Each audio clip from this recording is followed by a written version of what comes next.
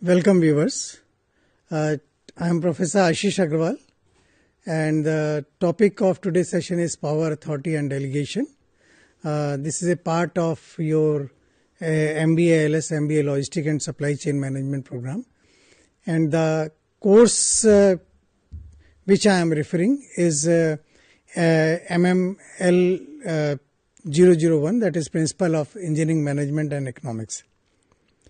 Before starting, I will just ask you one question that have you ever imagined a group of person having 10 to 20 persons but do not have the leader or do not have the authority? Nobody has the authority, nobody has the power. Whether they will be able to succeed, whether they will be able to succeed to achieve any goal, think over it, because my today topic is related with this question only. Now come to our today's session, that is power, authority and delegation. If we see that for smooth functioning of any organization or any enterprise, we need a formal authority with informal power and influence. Why I said informal? That sometimes a person with authority uses a formal but informal power and influence. And it has been observed that in many cases, the professionals or managers use more than their official authority. That means a person, suppose there is an officer, he has a subordinate, he has some authority to control them, but he or she will use more than that authority to get the cooperation from their subordinate. So in today's session, what we will do, we will first define power and authority. We will also appreciate the role of power, role of authority for the efficient and smooth functioning of organization. We will also discuss various types of powers and why the power is needed, why the authority is needed. Then, in short, we will discuss about the delegation as well as leadership. Main thing is that we want to discuss and to let you analyze that why the delegation is important and what will happen if there is a no delegation. What are the advantage of delegation and what are the disadvantage if you do not delegate the power. So if we come to the simple definition of the power and authority. Power is the ability to exercise the influence or control over others. In some cases, it is a type of obedience that we use by our action, by our voice. We will try to influence others so that they should obey us. That is called the power. While authority, on the other hand, it is something that has been given right to you. Suppose one is principal of the school or the college. We have given him the authority to control the whole college. Or if I talk about the head of the department, we have given the authority as a head of the department to control and let the others should obey him or have the obedience to them. In another definition, if I see that power is defined as the ability to get an individual or group to do something. With the help of the power, we try to influence, we ask them to obey us, we try to control them so that they should work in a group, and sometimes we want to change the person. The person who has a power has ability to change others, because one has the power, that means he can influence others, he can influence the way of working of the pupil. On the other hand, if we talk about the authority, authority is a right to manipulate or change. In another word, we can say it legitimatize the power. Means whenever we are using power without authority, it is illegitimated. But authority gives the legitimacy to the person so that he can use the power. So authority is different from the power because of legitimacy and the acceptance. Organization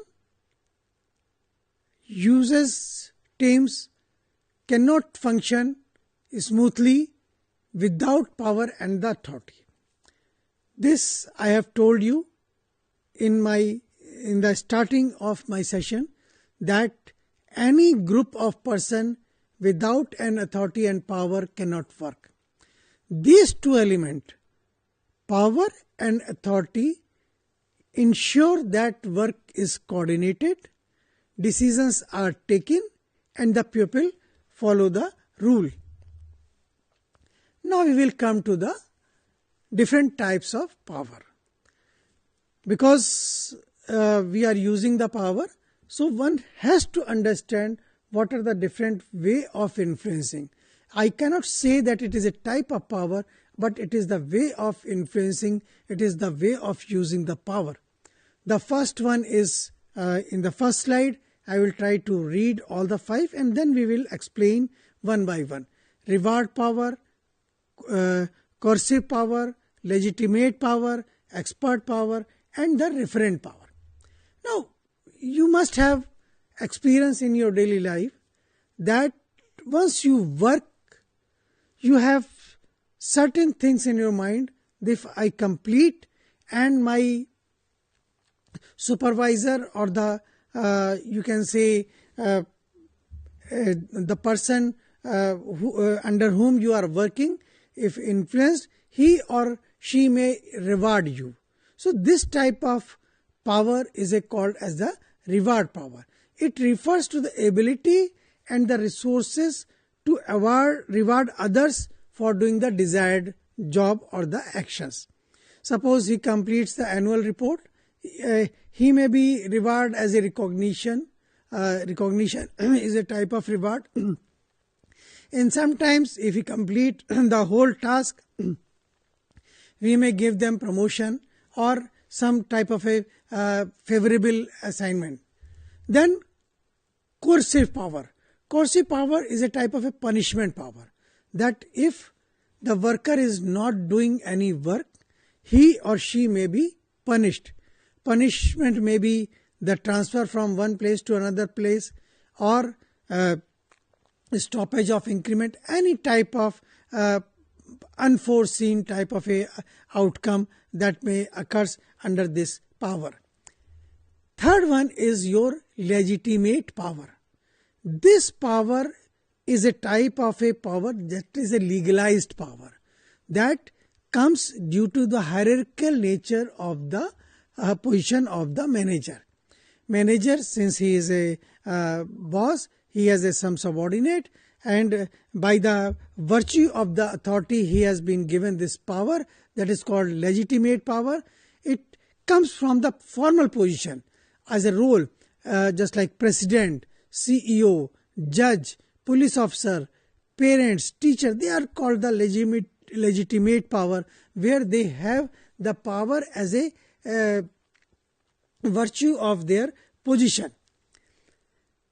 Another power is your expert power.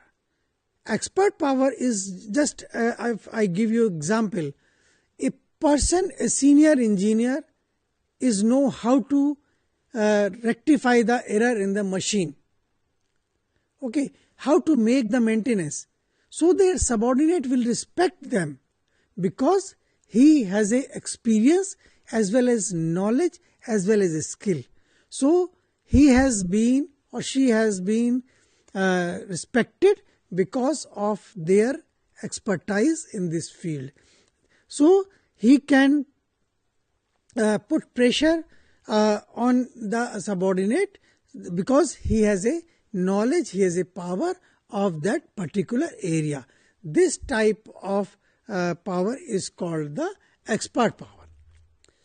Another one is your referent power. Referent power is just like that comes because of my behavior, because of my sincerity, because of my faithfulness, because my subordinate knows that if I am using his for a work, he or she has to trust me, or in seeing my past way of working, he or she will have a trust. That is called the referent power. Referent power depends upon the personal quality. Referent power is the ability to influence others because they admire, respect, or want to be like you because of my personality. Now, another question which comes, that why such type of power is required. First I will read the slide, then we will explain one by one. There are 5 reasons. First one is achieving the goal. Second one is motivating the employees. Third one is maintaining order. Then driving change and the coordination. First one is very clear. It does not have any hidden thing. That means we want the power because the manager wants to achieve a goal for which he has been given the task. So the power helps the manager to influence the people so that they should work together. The whole team should be coordinated so that we can complete the work within the desired period of time. Second requirement is motivating employees. With the help of the power is not always for the punishment. Sometimes we use power so that we encourage our team, reward council, or we will guide the people by motivating them. So that type of motivation is required, and for that power is needed. Third point, maintaining the order. We want the discipline in the group. We want the control, because there is a discipline is a various type, just like punctuality, completion of time within the time frame, then control, that it should not be there, the control should be proper. So that type of power requirement is called the maintaining order. Another thing is driving the change. Sometimes what happens when any requirement come, most of the resistance come from the employees. They don't want to change. But if you have a power, you can break the resistance, you can allocate the resources, and you can lead the time. That is why the power is required. Another point is coordination. If you have a power, you can coordinate among your subordinate. So if you have a alignment in the department, you can remove many type of obstacles and coordinate the decision, because the coordination is one thing which is required in the organization. Now, another question which comes in our mind, we have discussed about the authority. So another question comes, that why the authority is required. We have a power that is enough. Why we need the authority? So there are 5 things: clear decision making, accountability, smooth workflow, delegation, and maintaining the discipline. The first one is clear decision making. Authority means a clear hierarchy is defined. Who is who and who is supposed to do what work, that is defined in the authority. That is why that it says first authority is required, because we want the clear decision making. Any type of example you can take. For example, in any office we need a clear decision making. If I have placed a note sheet or any requirement, the decision should be there clear, because I am going to a higher authority for the decision or for the approval. So authority defines who has the right to make the decision. This authority. Without authority, if there is no authority, where I will move my note sheet? If I do not know the authority, everybody says that I don't know, then there will be a pure confusion and the conflict among others. Another point for the authority is the accountability. Implies, knows who is responsible for the result. Authority and responsibility must goes together. What does it mean? If somebody has given the authority, then he or she should be made responsible for the decision he or she is going to make. That makes that person accountable for the decision he or she is taking for that particular cause. There are so many examples. For example, if I take the case of a car manufacturing company. Now, if I take that there is a problem in the windsheet, glass sheet, which is front, and every time after selling of the vehicle, the complaint comes from the customer that there is a breakage, or you can say crack after a certain period of time. One complaint has reached. Now the decision has to be taken. Accountability has to be fixed for where that has been purchased and who are responsible person in the testing of that particular sheet when it is putting. So main thing is that one person is accountable, he is responsible also. Then third one is a smooth workflow. Authority clearly defines who reports to whom, who approves what actions are allowed, and that creates the smooth chain of command. I have said the whole story in 3 sentences. Who report to whom, that is the hierarchy. Who approves what, that is the accountability and the responsibility.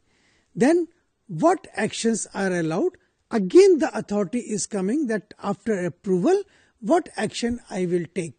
So it is a complete smooth chain of the command, starting from the approval to the action taken. Another important point which comes under the authority is the delegation. Delegation is nothing but sharing the responsibility or delegating the responsibility to the junior ones. As a manager, he has a deputy manager, he has an assistant manager, or some type of a junior engineer. He can delegate the power. Suppose he can delegate the power to for the total quality management to one manager. Then HR responsibility, human resource responsibility lies with the third manager. Then planning is third manager. The inventory control, fourth manager. So what he, as a senior manager, what he is doing, he is delegating the authority among the his juniors or the subordinate. So what is increasing, that his efficiency will increase. What he will do, he will ask HR person if there is a problem in the HR department or if there is a problem in the human resource in the workforce. So what he will call? He will ask them. And in some organization, there is always a practice that they will conduct a regular meeting to call all the person to whom the power is delegated. Another important point is the maintaining the discipline. Authority is given to a person or the manager to enforce the rules, whether it is a discipline rule, whether it is a regulations, and he or she will try to evaluate the employees and control the performance. In this way, if a person has been given the authority, he or she has to maintain the discipline also. And for discipline, how to enforce the rules and regulation, how to evaluate the employees, so that in case of the reward power, he or she can be rewarded. Now, a question comes to our mind that is there any relationship between the power and the authority? If you just see the slide, that authority gives a person a legitimate power. If a person without authority uses the power, it may be illegitimate, while a authority gives a person a legitimate power. Power may exist with or without authority. You have seen the leaders in your colony or in your city. They do not have the authority, but since they have the power, they have the a inherent quality, so they can control the crowd and they can exercise the power without authority. A manager with authority but does not have any power is totally ineffective. I just repeat this particular point. A manager having the authority but does not have power is ineffective. Similarly, a leader may have power even without having the formal authority, that is informal leader. Now comes what is the leadership. It is very easy. If I ask any person, any child, he will be that I am the leader. The leadership is a process of influencing or inspiring others to work together to achieve a common and shared goal with willingness. Without willingness, no. With willingness, especially when the path is difficult, uncertain, or requires sacrifice. Just you take the example of climbing mountain or crossing a river by a army personnel. So they have a team and they have the one person authority, and then whatever he says they have to obey, and they treat them as a leader. Whatever he will do, they will obey them. Now, so that is the type of a leadership. Now, another portion which is come as I will more touch in my another session about the leadership and about the delegation. But today in session, I am just taking the glimpse of leadership as well as delegation. Delegation refers to the assignment of authority and responsibility to another person or persons to carry out the specific activity or the authority. In every organization or organizations, superiors delegate the authority to subordinate for accomplishing the task. As I told you that as a senior manager, one can delegate the power. Now, what are the advantages of the delegation? There are so many advantages of delegation But here I have taken only two examples. That first one is that it increases the managerial effectiveness. Second thing, it reduces the manager's burden of the work. Another important point is that it provides the opportunity to subordinate, to share the responsibility and sharpen their skill. If today I delegate certain tasks to my subordinate, what I am doing? I am nurturing them. I am mentoring them. That is the more important for the future. What is the disadvantage if I do not delegate? The manager will feel the burden of the work. And another important thing, there is always a feeling of mistrust between the managers and the subordinate, because the work is not shared and not delegated. So my dear viewers, in today's session, what we have discussed, we have analyzed the role of power and the role of authority. We have discussed why there is a need of power and why there is a need of authority. We have also discussed about the delegation and the leadership. In my coming session, I will go for leadership as well as delegation. I trust that my session will be useful for studying your course, Principle of Engineering Management and Economics. Thank you. Thank you very much.